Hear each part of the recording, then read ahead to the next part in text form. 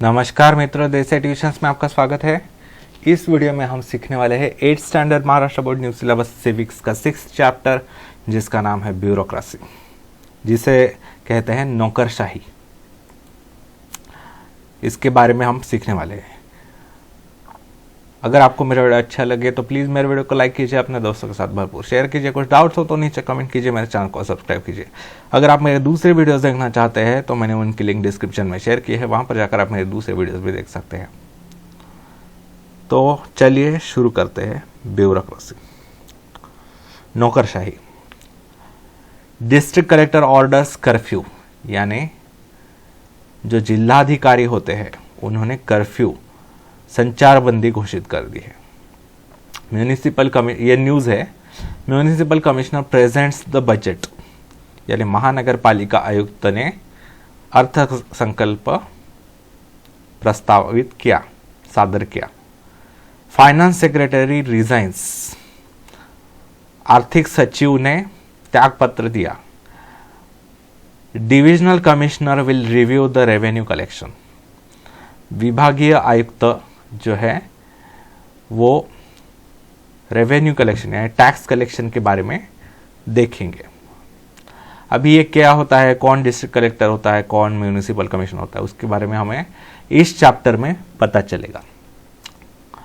In the above box a few post like district collector, municipal commissioner, finance secretary and divisional commissioner are mention. अब ऊपर दिए गए box में ये सब पद जो है, इन पदों के बारे में उल्लेखित किया गया है। These are civil servants in the government's administrative system. ये प्रशासकीय सेवक होते हैं, सरकारी नौकर जिसे कहते हैं। तो प्रशासकीय व्यवस्था जो होती है शासन में, वो उसके हिस्सा होते हैं। क्या होता है प्रशासकीय व्यवस्था, उसके बारे में आगे देखेंगे। You might be thinking what are their functions, उनके काम क्या होते हैं। कलेक्टर का क्या काम होता है, कमिश्नर का क्या काम होता है, सेक्रेटरी का क्या काम होता है, ये लोग क्या करते हैं और किस लिए होते हैं। In the chapter which explain the role of the union executive, we learn that the prime minister and his council of ministers make proposals for new laws and also decide upon policies. हमने union executive chapter में देखा है कि prime minister और उनका प्रधानमंत्री और उनका मंत्रिमंडल जो होता है वो नए नए अधिनियम कानून लाता है, प्रपोजल्स लाता है और उसके अनुसार नीतियां बनाता है, यानी पॉलिसीज बनाता है, यानी कैसे लोगों के काम करवाना है, देश में विकास करवाना है वगैरह वगैरह, वो सब उनका मंत्रिमंडल डिसाइड करता है। Bureaucracy is the administrative system which works under the union executive and has the responsibility of actual implementation of government's policies. Bureaucracy का क्या काम होता है, नौकरशाही का क्या काम होता है, वो प्रशासकीय व्यवस्था चलाना काम होता है। जो यूनियन एग्जीक्यूटिव यानी केंद्रीय कार्यपालिका यानी केंद्र शासन के अंतर्गत काम करती है, जो गवर्नमेंट की पॉलिसीज को इंप्लीमेंट करने का काम करती है, यानी शासकीय नीतियों को, शासकीय निर्णयों को, उनको अमल करने का काम, उनको लागू करने का काम जो है वो नौकरशाही यानी ब्यूरोक्रेसी करती है। जो गवर्नमेंट, प्राइम मिनिस्टर वगैरह जो मंत्री दल है, वो जो भी निर्णय ले रहे हैं उनको लागू करवाना, वो काम करते हैं bureaucracy. In this chapter we will understand the importance of bureaucracy. इस चैप्टर में हम ब्यूरोक्रेसी के महत्व के बारे में सीखने वाले हैं।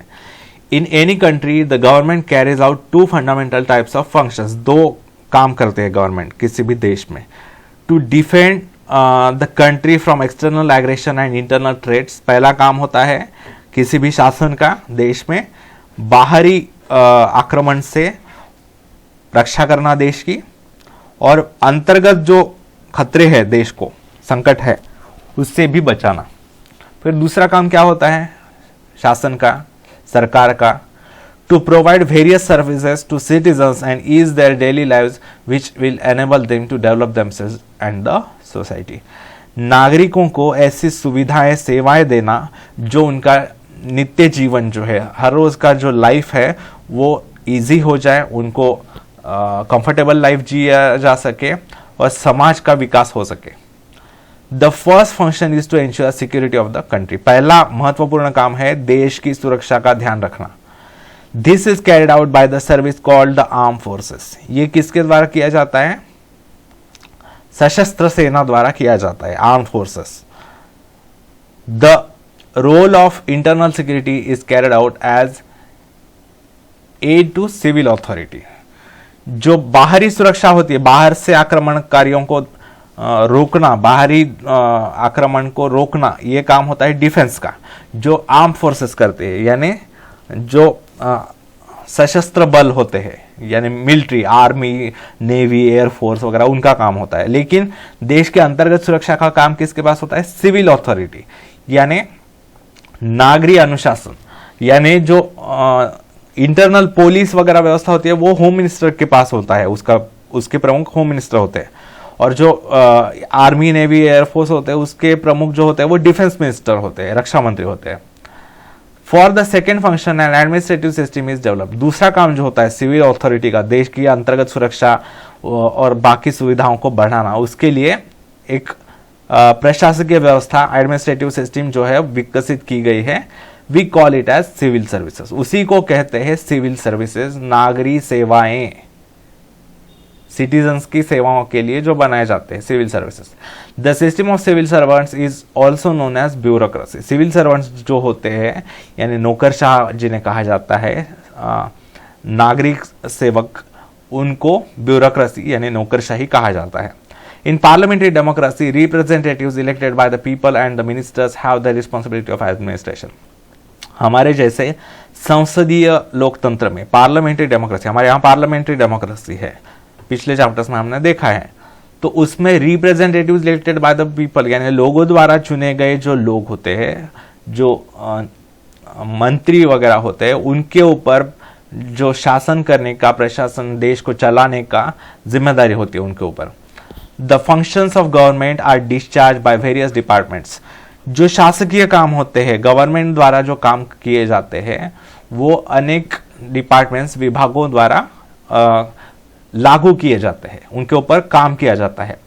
Every department has a minister who is the political head of that department. हर एक विभाग का, हर एक डिपार्टमेंट का अलग से मंत्री होता है और वो लोगों के लिए उत्तरदायी होता है, यानी लोगों को उसको उत्तर देना पड़ता है जो भी वो निर्णय ले रहा है वगैरह। और वो उस विभाग का राजकीय प्रमुख होता है, राजकीय पॉलिटिकल हेड होता है। As a representative of people, the minister has to carry out the work of the department by giving priority to public welfare. Representative of the people यानी लोगों का प्रतिनिधि होने के नाते मंत्री को उस काम का पूरा जिम्मेदारी लेना पड़ता है, जो भी उस विभाग में जो भी निर्णय लिए जा रहे हैं उसके बारे में जिम्मेदारी लेनी पड़ती है, और लोगों के हित को, लोगों का अच्छा कैसे किया जा सकता है उसकी तरफ ध्यान देना पड़ता है।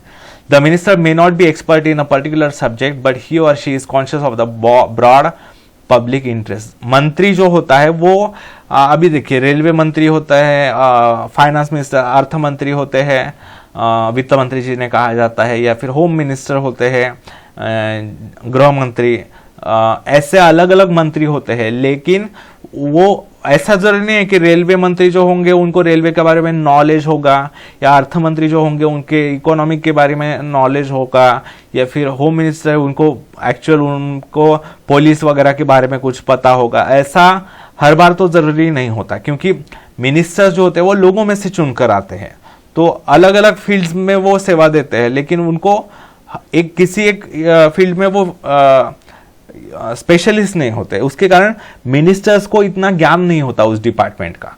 The secretary of the department gives expert advice to the ministers. ऐसे परिस्थिति में जो सेक्रेटरी होते हैं, उस विभाग के जो सचिव होते हैं, वो जो है एक अच्छी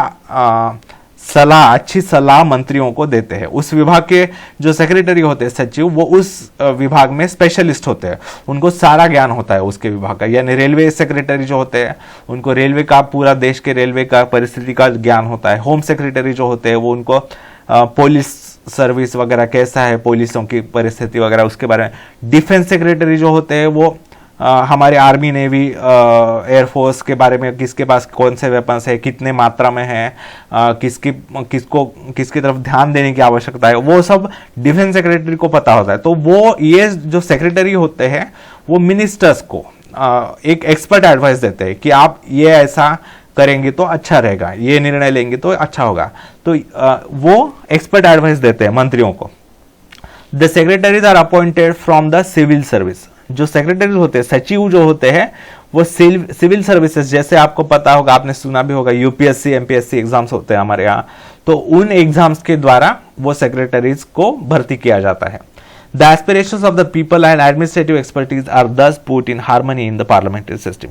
तो पार्लियामेंट्री सिस्टम में लोगों की आशाएं, आकांक्षाएं और जो प्रशासकीय अनुभव है, उसका जो एक्सपर्ट एडवाइस है, वो सब ये दोनों मिलजुल कर काम करते हैं। लोगों की आशाएं आकांक्षाएं जो है उनकी तरफ मंत्री ध्यान देता है, और जो उस फील्ड का जो एक्सपर्ट नॉलेज होना चाहिए उसकी तरफ सेक्रेटरी और सिविल सर्वेंट्स ध्यान देते हैं, ब्यूरोक्रेसी ध्यान देती है उसकी तरफ।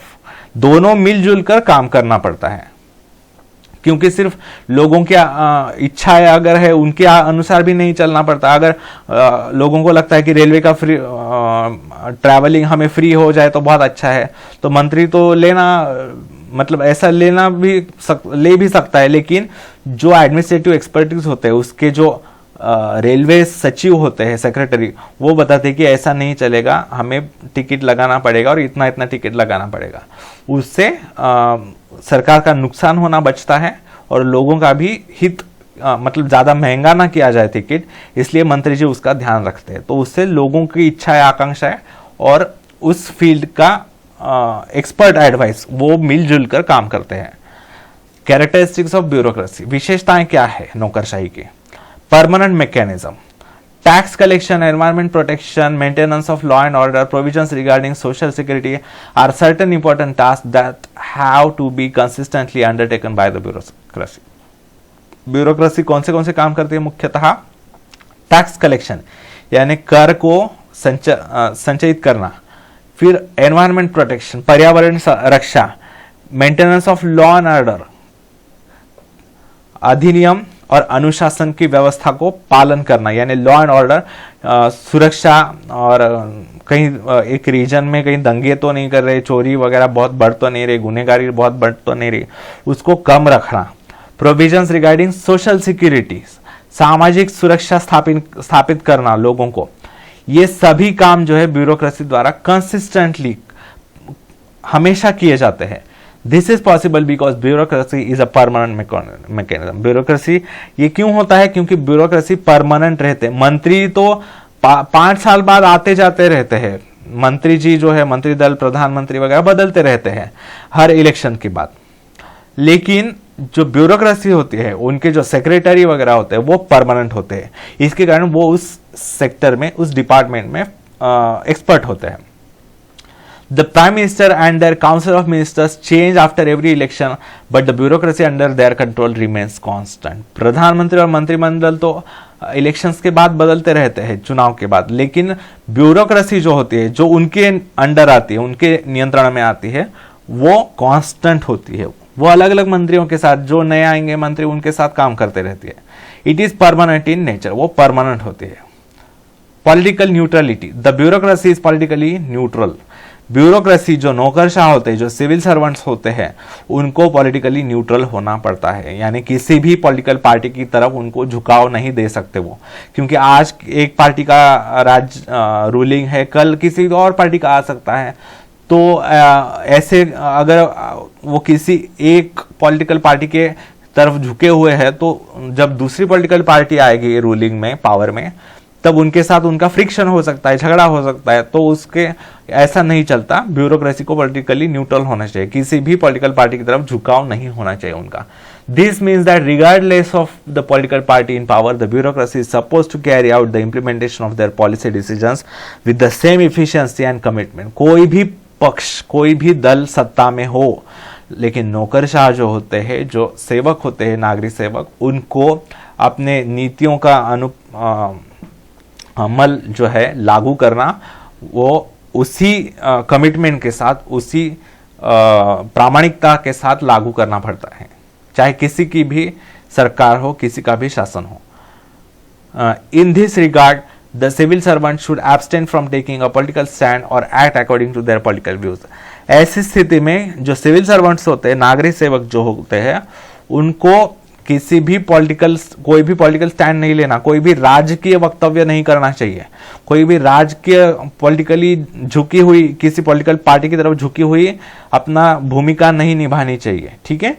चाहे उनके पर्सनल व्यक्तिशाह उनके विचार कुछ भी हो सकते हैं, वो व्यक्तिशाह किसी भी पॉलिटिकल पार्टी को पसंद कर सकते हैं पर्सनल लेवल पर, लेकिन वो काम करते समय प्रोफेशन में ये नहीं ला सकते।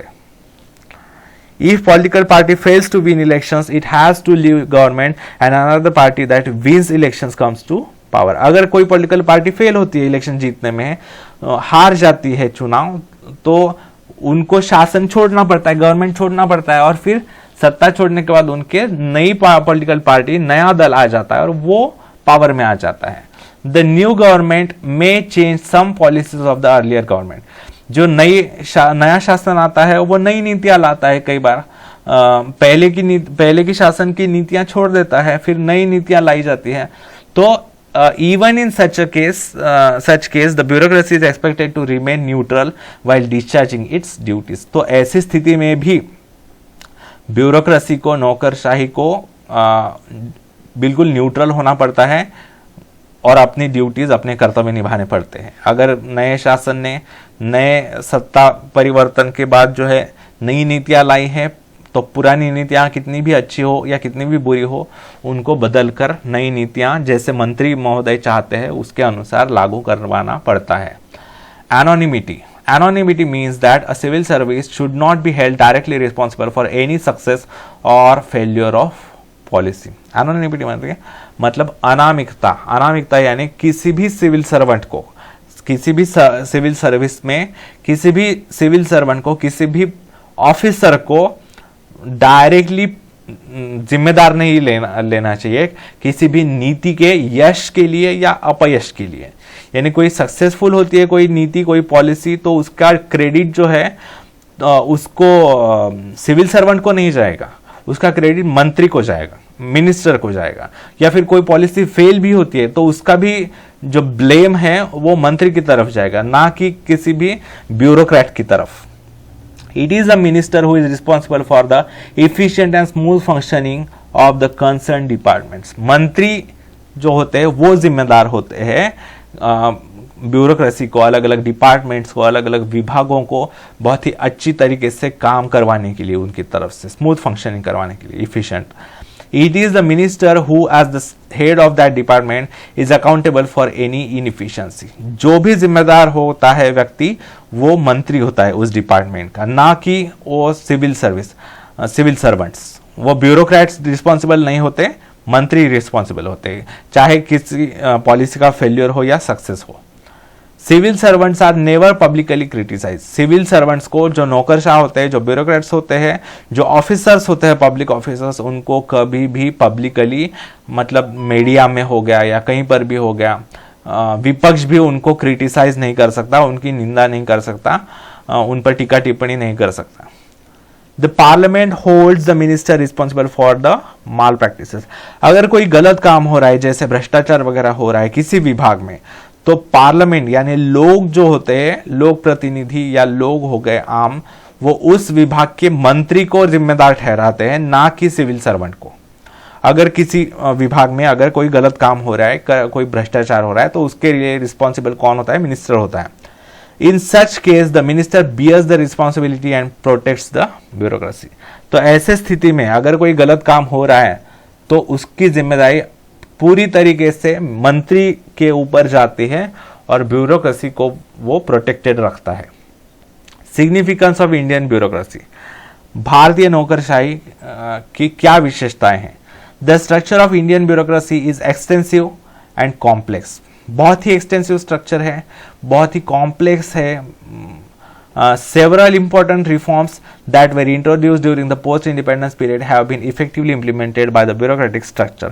कई सारे सुधारणाएं लाई गई, कई सारे बहुत सारे काम किए गए स्वतंत्रता मिलने के बाद भारतीय शासन द्वारा।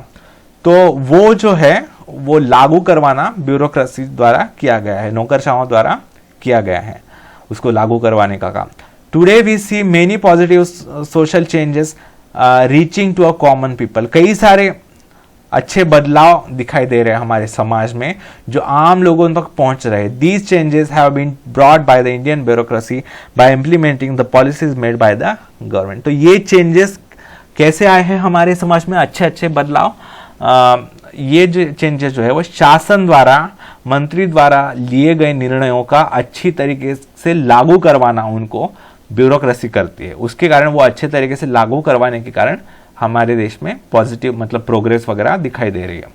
Bureaucracy gives stability to the political system. Bureaucracy जो होती है एक पॉलिटिकल सिस्टम, राजकीय व्यवस्था को एक स्टेबिलिटी, स्थिरता प्रदान करती है, क्योंकि मंत्र सरकारें जो होते हैं, शासन जो होते हैं, वो 5 साल बाद बदलते रहते हैं, बदल सकते हैं, लेकिन ब्यूरोक्रेसी स्टेबल होती है, वही होती है, कांस्टेंट होती है। उसके कारण एक स्टेबिलिटी, एक कांस्टेंट फ्लो रहता है निर्णयों में। Water supply, public cleanliness, transport, electricity, public cleanliness, health, agricultural reforms, prevention of pollution and such other services are everyday needs of the people and need to be consistently provided to them।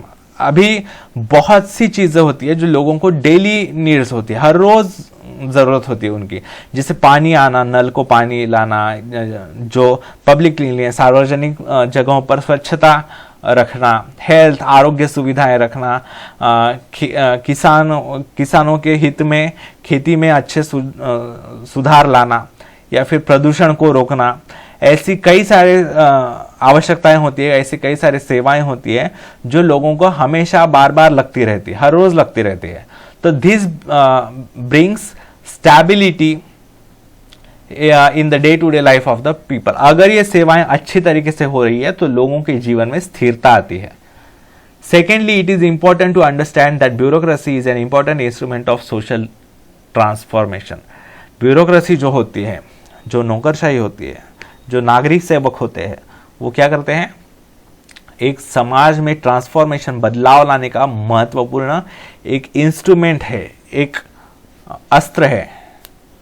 The laws enacted by the government and for empowerment of women, child security, plans for the marginalized sections are implemented by the bureaucracy। जो शासकीय निर्णय होते हैं, जैसे महिलाओं का सशक्तिकरण, बच्चों की सुरक्षा, फिर जो पिछड़े हुए लोग हैं समाज के, उनको आगे लाना, ये सब जो गवर्नमेंट द्वारा जो निर्णय लिए जाते हैं उसको लागू करवाने का काम ब्यूरोक्रेसी करती है। Social change is brought through the implementation of such policies. तो सामाजिक बदलाव ऐसे ही अमलबजावनी, नीतियों के लागू करने के बाद आती है। The bureaucracy also plays an important role in the democratisation of society. जो समाज है उसका लोकतांत्रिकीकरण, यानी आम लोगों तक पावर का फायदा पहुंचाना, सत्ता का फायदा उन तक पहुंचाना, लोगों का हित करवाना आम लोगों को, ये जो है ब्यूरोक्रेसी उसमें काफी महत्वपूर्ण भूमिका निभाती है। Marginalised sections of society have been brought into mainstream by implementing the reservation policy. जो पिछड़े हुए लोग हैं उनको मुख्य धारा में लाने के लिए रिजर्वेशन, आरक्षण की नीतियां लाई गई है। Their participation has been increased in the democratisation of society, in the process of decision making. पिछड़े हुए लोगों का भी सलाह ली जाती है निर्णय लेते समय। Democratisation of society not only requires progressive laws and policies, it also needs the effective participation of bureaucracy.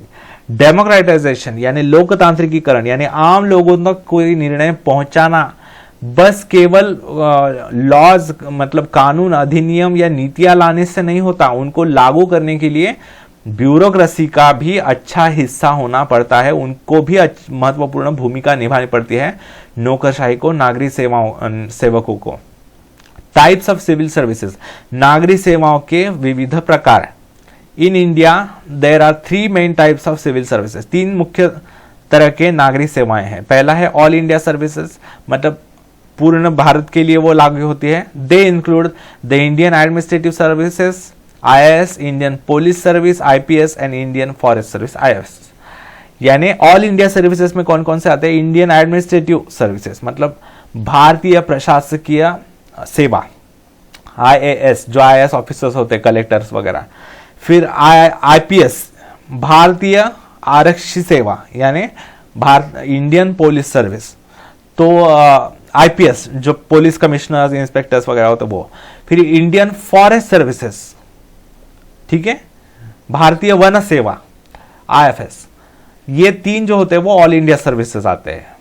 फिर यूनियन और सेंट्रल सर्विसेज यानी यूनियन गवर्नमेंट के या सेंट्रल गवर्नमेंट के, केंद्र सरकार के, केंद्र शासन की कौन सी सेवाएं होती है, उनके अंडर कौन से काम करते हैं, they come under the union government, केंद्र शासन के अंतर्गत आते हैं। They include Indian foreign services, भारतीय विदेश सेवा और इंडियन रेवेन्यू सर्विस यानी भारतीय कर सेवा, मतलब टैक्स वगैरह कलेक्शन करना वगैरह, ये सब आईआरएस के अंडर आता है। फिर स्टेट सिविल सर्विसेज, राज्य नागरिक सेवाएं कौन सी आती है, स्टेट गवर्नमेंट के अंडर आने वाले, they come under the state government. They include deputy district collector, block development officer, tehsildar, executive magistrate et cetera. इसमें कौन कौन आते हैं, डेप्यूटी डिस्ट्रिक्ट कलेक्टर यानी उप जिलाधिकारी, जिलाधिकारी इसमें आते हैं आईएएस में, उप जिलाधिकारी कलेक्टर में आते हैं, sorry deputy district collector state civil services में आता है।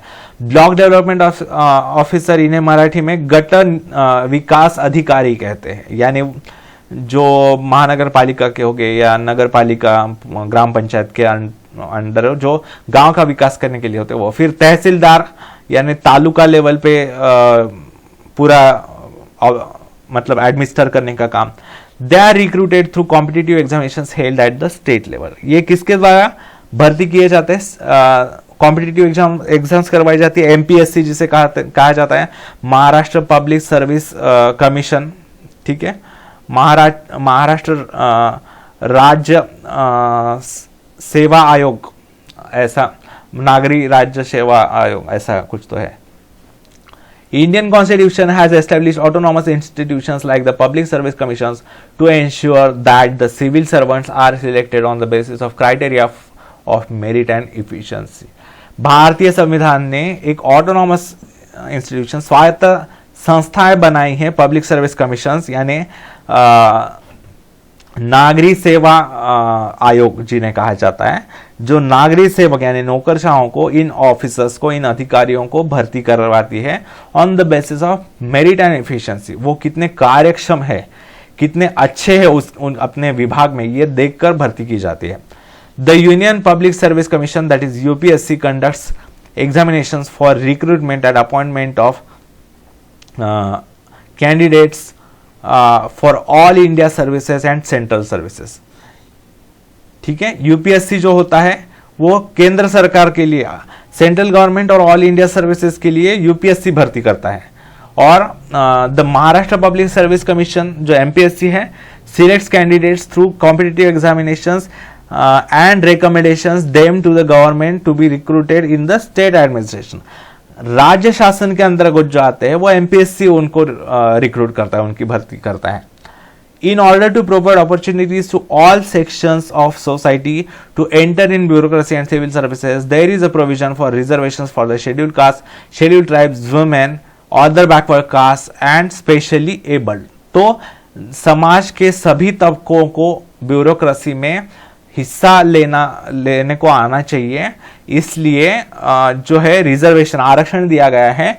जो शेड्यूल कास्ट है, अनुसूचित जातियां, शेड्यूल ट्राइब्स, अनुसूचित जमातियां, महिलाएं, फिर ओबीसी, फिर स्पेशली एबल्ड यानी जो डिसेबल्ड वगैरह होते हैं, हैंडीकैप्ड लोग वगैरह, उनके लिए भी रिजर्वेशन है। This provision ensures that weaker sections of the society are not left out of civil services due to social inequality। इससे ये निश्चित होता है कि समाज में सभी तबके के लोगों का विकास हो सके। Minister and secretaries, the efficiency of a particular government department depends upon the interrelationship between the minister and the department secretaries and deputy secretaries। किसी भी विभाग का कार्यक्षमता यानी वो कितना अच्छे तरीके से फास्ट काम कर रहा है और अच्छा काम कर रहा है, वो किसके ऊपर निर्भर रहता है। वो मंत्री कैसा है उस विभाग का, उस विभाग के सचिव यानी सेक्रेटरीज कैसे हैं, और उप सचिव यानी डेप्यूटी सेक्रेटरीज कैसे हैं, उसके आधार पर ये डिपेंडेंट होता है। The decisions relating to the department are made by the concern minister but necessary information to make such decisions is given by the civil servants. कोई भी अंतिम निर्णय लेने की जो शक्ति होती है वो किसके हाथ में होती है? मंत्री के हाथों में होती है। लेकिन मंत्री को आवश्यक इंफॉर्मेशन देना और उसको सलाह देना, वो काम किसका होता है? सिविल सर्वेंट्स का होता है, ब्यूरोक्रेट्स का होता है। Civil servants meaning bureaucracy has complete control over information. जो भी इंफॉर्मेशन दी जाती है मंत्री को, उसके अनुसार मंत्री निर्णय देता है। तो सिविल सर्वेंट्स का पूरा कंट्रोल होता है इंफॉर्मेशन जो प्रोवाइड की जाती है मंत्रियों को, उसके ऊपर। It is the civil servant who knows the financial provisions for a particular scheme और अ प्लान। सिविल सर्वेंट यानी नागरिक सेवक को यह पता होता है, ब्यूरोक्रेट को पता होता है कि किसी भी एक स्कीम हो गई, कोई प्लान हो गया, मंत्री जो लागू कर रहा है, सरकार जो शासन लागू कर रहा है, उसके ऊपर कितना फाइनेंशियल प्रोविजन यानी कितना खर्चा किया जाना चाहिए, कितना खर्चा किया जा सकता है वगैरह। Civil servants are aware of the history of successes and failures of policies. जो सिविल सर्वेंट्स होते हैं उनको पता होता है कि कैसी कौन सी नीतियों के क्या परिणाम रहे हैं, यानी कौन सी नीतियां यशस्वी रही है, कौन सी नीतियां अयशस्वी रही है, ये उनको पता होता है। Hence ministers are dependent upon them upon the civil servants. तो मंत्री जो होते हैं वो इनके ऊपर, ब्यूरोक्रेट्स के ऊपर बहुत ज्यादा निर्भर होते हैं। उनके बिना कोई भी मंत्री काम नहीं कर सकता। If ministers maintain a dialogue with civil servants and develop mutual trust and transparency, it will help the departments. अगर मंत्री सभी सिविल सर्वेंट्स के, उनके विभाग के अंदर जो सिविल सर्वेंट्स आते हैं, नागरिक सेवक आते हैं, उन सभी के साथ अच्छा विश्वास रखे, अच्छा ट्रांसपेरेंसी रखे, पारदर्शिता रखे, तो उस विभाग को काम करने में आसानी होती है, वह अधिक कार्यक्षम होता है और अच्छे अच्छे निर्णय लेकर लोगों का भला करता है। तो यहाँ पर ये चैप्टर समाप्त होता है मित्रों। अगर आपको मेरा वीडियो अच्छा लगे तो प्लीज़ मेरे वीडियो को लाइक कीजिए, अपने दोस्तों के साथ भरपूर शेयर कीजिए। कुछ डाउट्स हो तो नीचे कमेंट में पूछिए, मेरे चैनल को सब्सक्राइब कीजिए। धन्यवाद मित्रों, आपका दिन बहुत बहुत शुभ जाए। जय हिंद, वंदे मातरम।